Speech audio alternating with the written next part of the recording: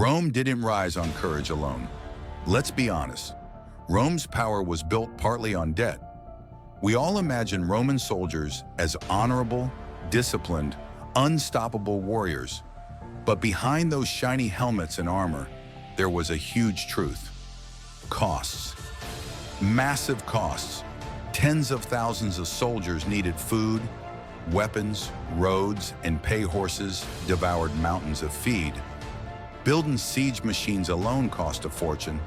So how did Rome pay for this enormous war machine? And why does it matter for us today? Because once you dig a little deeper, you see something clearly. Rome didn't just fight wars on the battlefield. It built them into its financial system.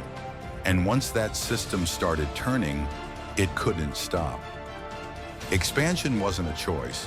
It was an economic necessity. Sound familiar? In early Rome, the army was made up entirely of citizens. If you owned land, you served. You brought your own weapons, fought, and went back to farm afterward. But as Rome expanded, wars became longer and farther from home. This model collapsed. They needed professional soldiers, so the state began paying regular wages to soldiers. The pay wasn't much, but it kept them loyal. And here's the real turning point. Conquest became a source of income.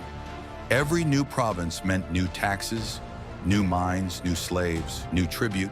War funded more war. A perfect cycle. But here's the crucial part.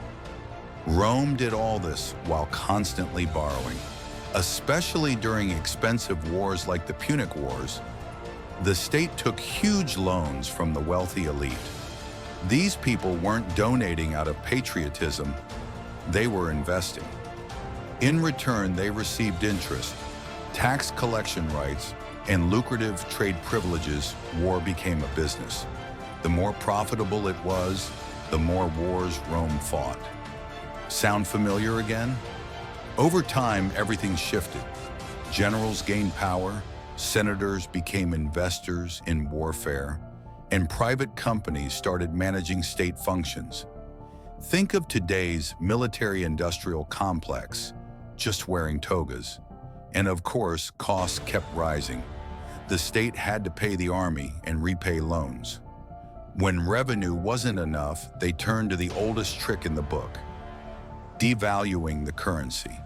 Starting with Nero, they reduced the silver content of coins. Later emperors kept it going.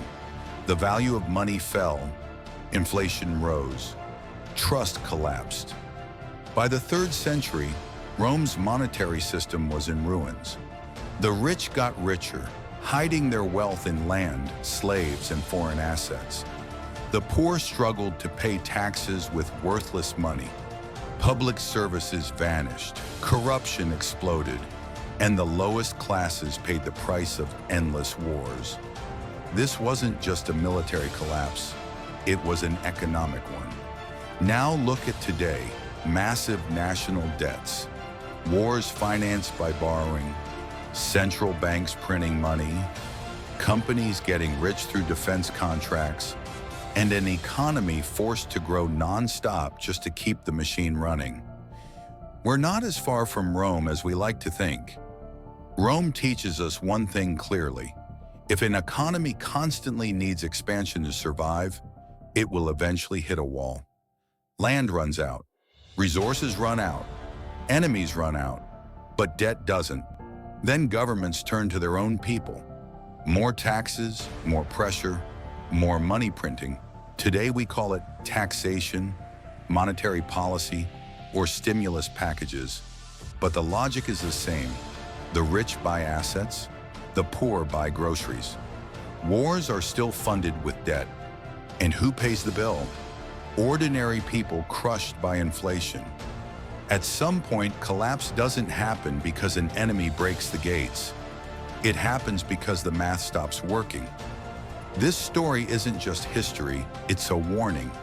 That's why learning financial history matters. Because when you understand how the system works, you stop playing blindly. You start seeing who profits from keeping you confused. Now you know, And once you know, you can't unsee it. If this gave you a new perspective, stick around. History is full of answers. You just need to know where to look.